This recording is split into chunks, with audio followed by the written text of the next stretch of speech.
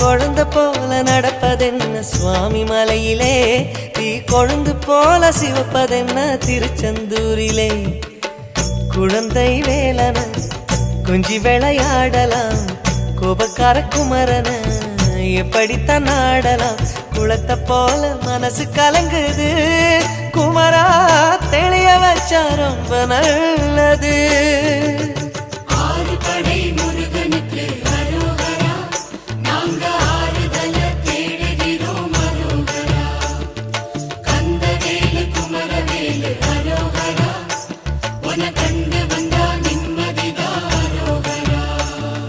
பழனியிலே சந்நியாசி, தணிகையிலே சம்சாரி, ஓம் கணக்கு புரியலையே முருகா, ஓம் கணக்கு புரியலையே முருகா.